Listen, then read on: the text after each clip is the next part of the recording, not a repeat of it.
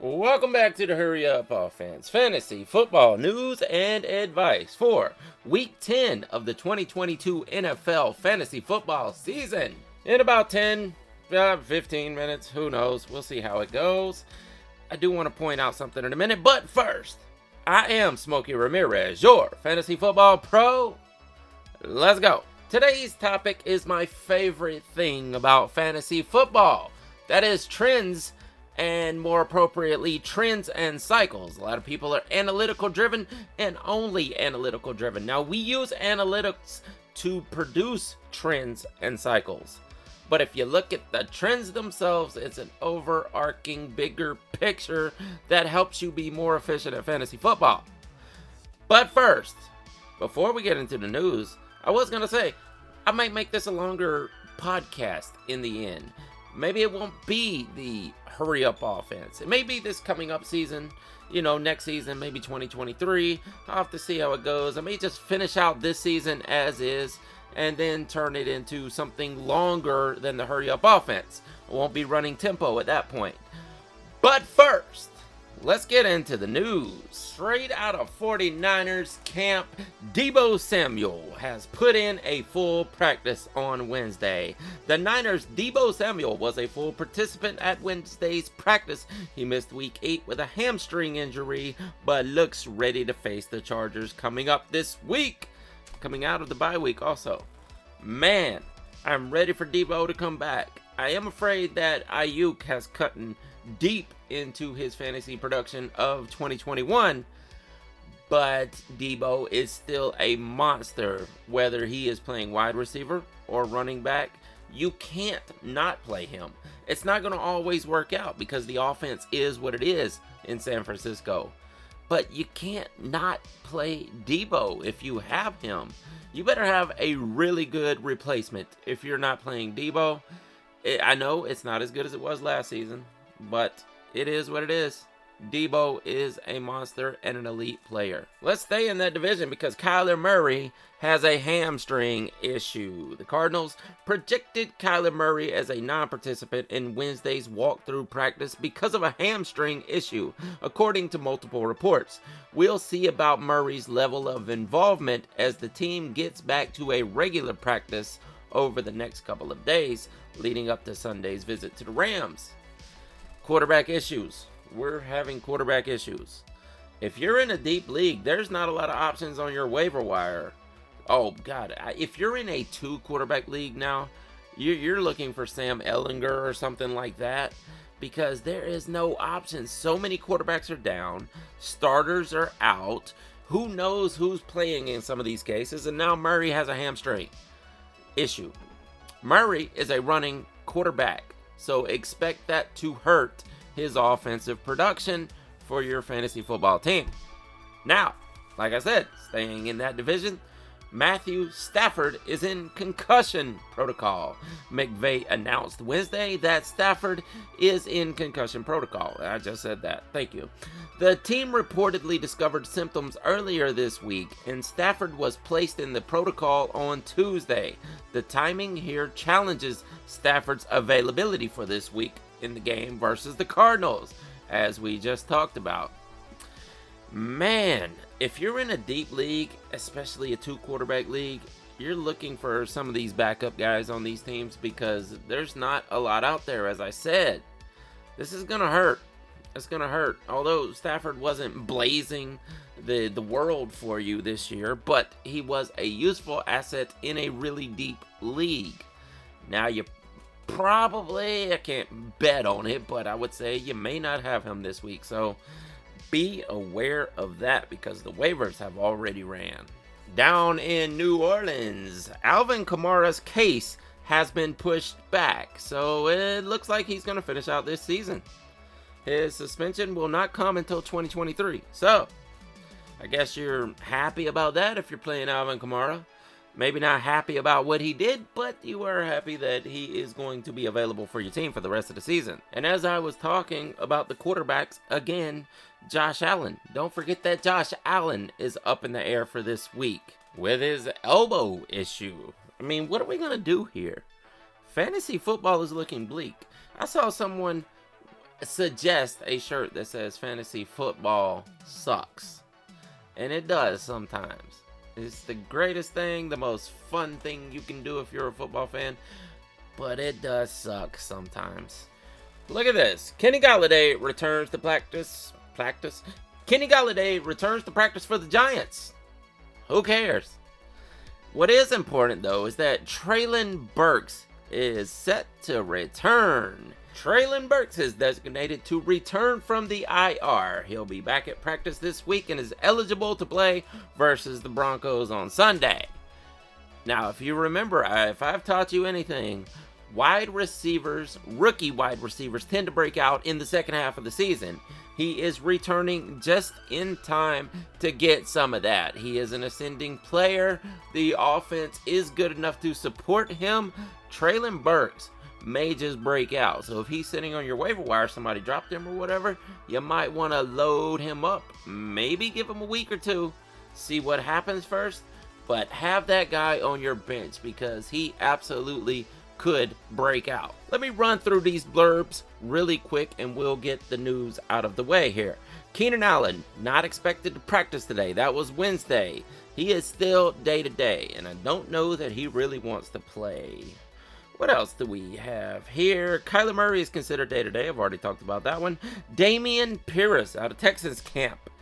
He's got a chest and shoulder issue and was limited at practice. I think we may be okay with Dameon Pierce, but keep an eye on it. Darren Waller, still limited in practice. It is what it is. Well then, I just got a notification that says Deebo Samuel has changed from questionable to healthy. I think, once again, we're good to go with Deebo. Now, let's get on to the game theory portion of the show. Trends and cycles. Trends are what I use to predict fantasy football, and they tend to work out for me quite well, I might add. Some people don't really believe in it, I guess. I mean, you have to at some point, right? You have to go, well, there are patterns that happen in fantasy football. So you have to buy into that at some point and believe that this is a factor in predicting what's going to happen. Then once again, this is a game of probability. All we can do is go with the most probable outcome to win fantasy football. I want to break down some certain trends for certain positions, and we will talk about it quickly. Here's some trends that you may notice for the running back position. The sophomore slump. Now, this is the most nefarious one. It tends to happen when you have a dominant breakout early round running back for a team that gets a lot of production in season one. Now, I'm not talking about a guy who sits behind another player and ends up maybe coming on in the last couple of games of the season. I'm talking about a guy who gets a dominant number one role from the beginning for the most part. He tends to have a sophomore slump. Doesn't happen to everyone, but let's look at the evidence. It actually has. Think about your favorite running backs in fantasy football. Now go check out their second season. I bet you're going to find more who have had a bad second season than not. It's just one of those things that tends to happen. Overusage and dumping happens. A running back who has been used predominantly as the bell cow throughout his rookie contract tends to get dumped around his second contract. Now, usually other teams will pick him up, and for the most part, he's never as good. He's never as good again as his rookie contract. That's just how it goes with running backs. Sometimes players can beat that trend, but it doesn't always happen. Also, catching running backs. Running backs who collect a lot of passes, you should know this is kind of easy. They're going to put up a lot of points for your team. Always try to pick up, this even includes the waiver wire and things like this, even this late in the season. It's not just for drafting.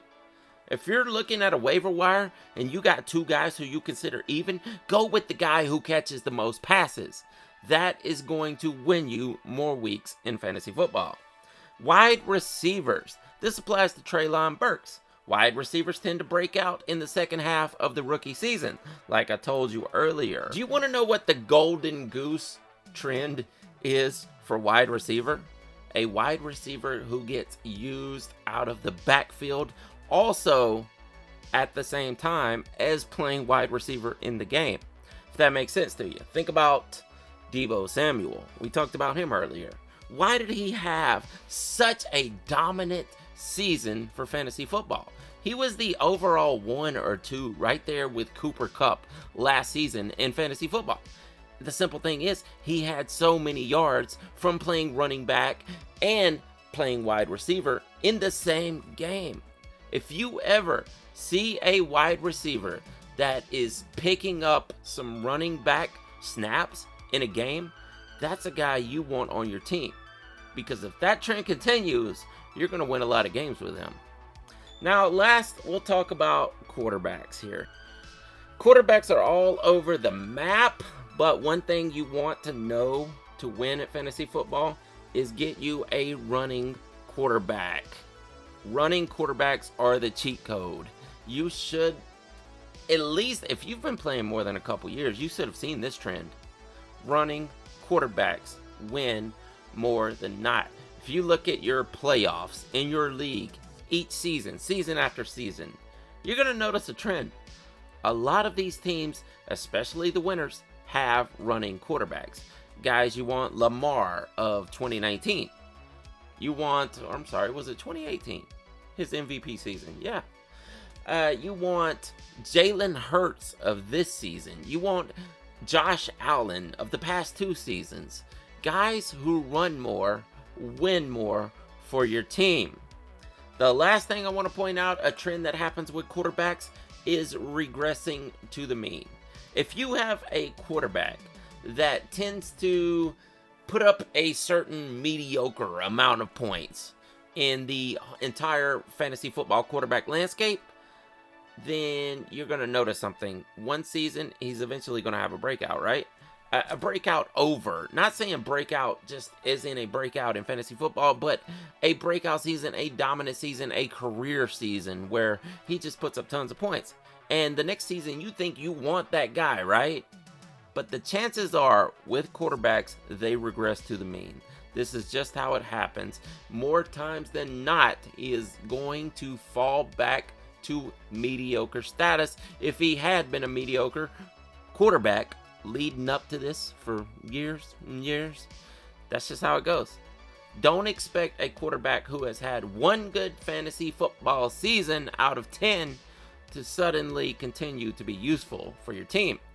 If you're in the middle of a season like this and you have one of those guys, like say he broke out this season, he's probably going to continue for the rest of the season.